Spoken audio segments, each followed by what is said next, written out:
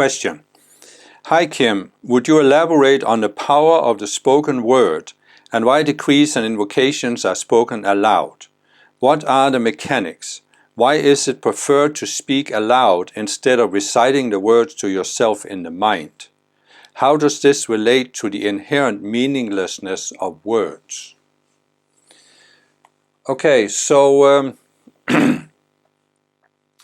I have in my playlist about the spiritual toolbox, I have a number of decrees and invocations that you can give.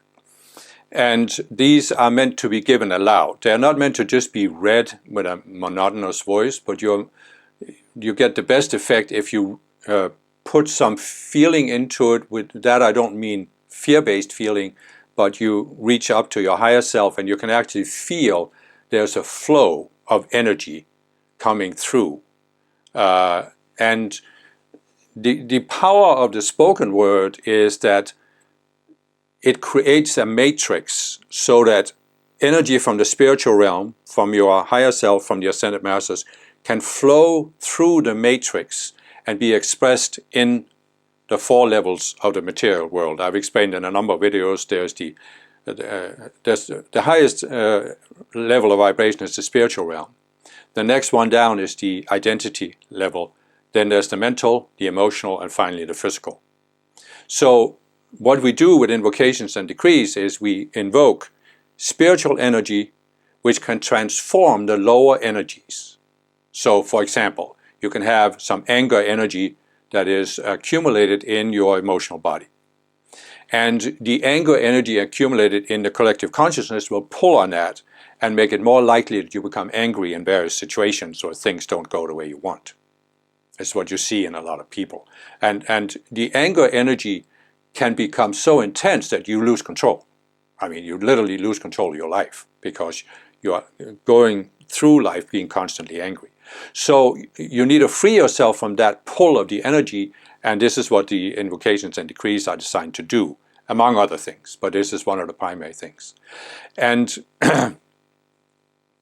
it's simply that when they are spoken aloud, they have a much more powerful effect than if you just repeated them mentally in your mind.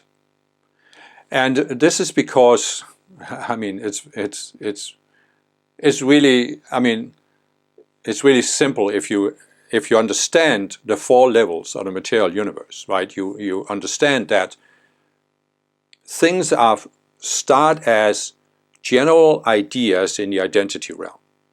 Then those ideas are lowered into the mental, become more concrete, more fleshed out, you might say. And then the ideas or the matrices are lowered into the emotional realm where they receive a certain direction, a certain energy flow. And then finally they are lowered into the physical where things are then manifest physically. And obviously, if you were to read a decree on invocation in your mind, it would activate your identity mind, your mental mind, and potentially your emotional mind if you could put some feeling into it.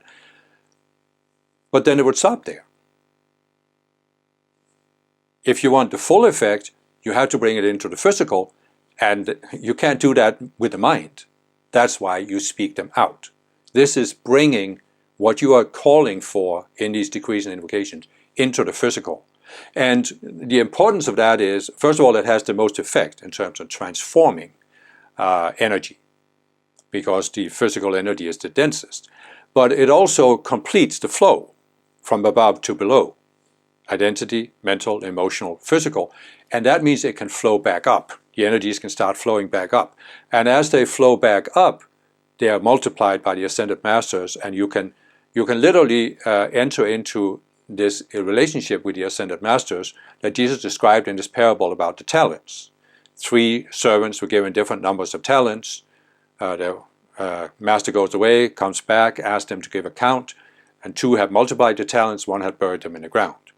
And so if you multiply the talents, you enter into this relationship where you're gaining more and more energy from the ascended masters because they multiply what you return.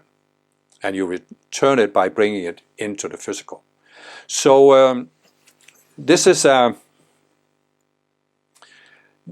this entire concept is a result of what the masters call progressive revelation, where you have, as the collective consciousness is raised, there are things that can be given, both spiritual teachings and spiritual tools, that were not given before. But actually, if you look at it, it's not like it's a new concept, because spiritual people have for thousands of years been using chants where they use the power of the spoken word. It's just in a more of a chanting form, whereas the decrees and invocations are more of a command. It's a decree. You're decreeing that this is going to happen. You are affirming that this is going to happen. And there are the two different tools that I have. One is the decree, which is very efficient for invoking a specific energy. Like you can invoke the protection of Archangel Michael, for example. And this is simply invoking the energy as a shield of high frequency energy around your aura, around your energy field, that shields you from all these projections you're receiving from the world. But there's also an invocation to Archangel Michael, where you're again invoking the intercession of Archangel Michael and his energy, but because there are verses in between the rhymes, you're directing the energy into specific conditions. So the decrees are more for invoking energy, and the invocations are directing that energy into specific conditions. They both have their validity.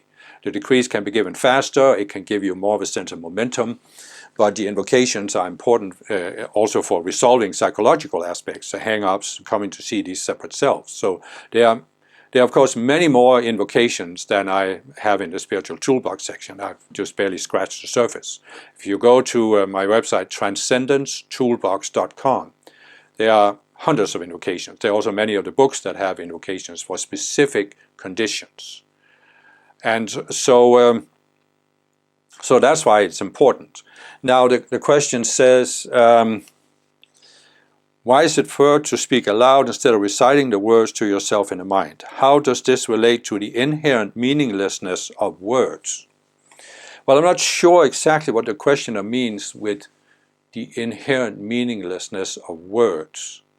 But I would imagine it has something to do with the fact that in the duality consciousness, people can interpret words in any way they want.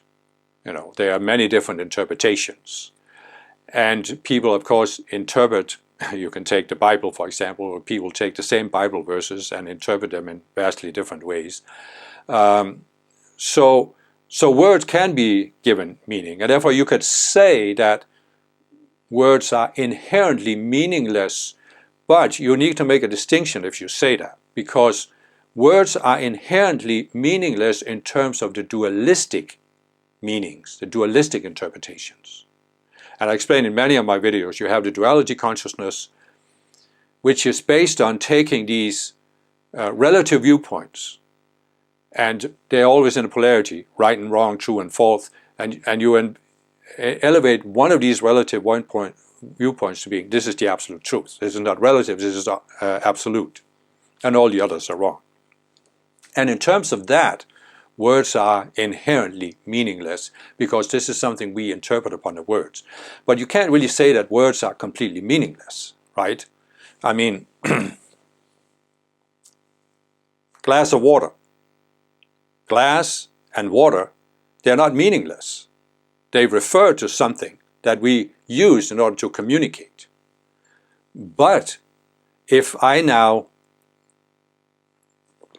ooh, that's bad, that tastes really bad, water is bad, that's a dualistic value judgment that I'm imposing upon the neutral word water. So it's not that water is meaningless, it refers to something. But when I impose a value judgment, then I'm imposing a meaning on top of the normal use of the word. So again, you can take a valid spiritual teaching, and you can use the duality consciousness to superimpose a meaning on it and a value judgment. This is the only true teaching. This is the highest possible teaching, for example.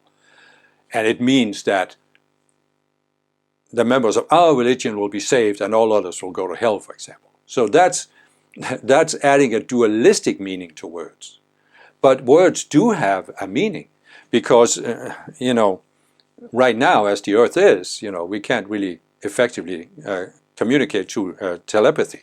So we use words to communicate. And the ascended masters are using words to give us a teaching. And if we can approach the teaching neutrally, those words can take on a meaning that helps us see some of the illusions we have, some of these subconscious selves that we have, and therefore we can free ourselves from them. So in other words, there are certain valid spiritual teachings that are not meaningless because they can help us liberate ourselves from what limits us, namely the dualistic value judgments and illusions. So you see, you can take any statement once it's expressed in words and superimpose a dualistic meaning on it. And that is, of course, not what is intended. Then you will actually use that spiritual teaching to keep yourself more trapped in duality. So, in other words, I wouldn't say that words are inherently meaningless. They are inherently without the dualistic meaning and value judgment.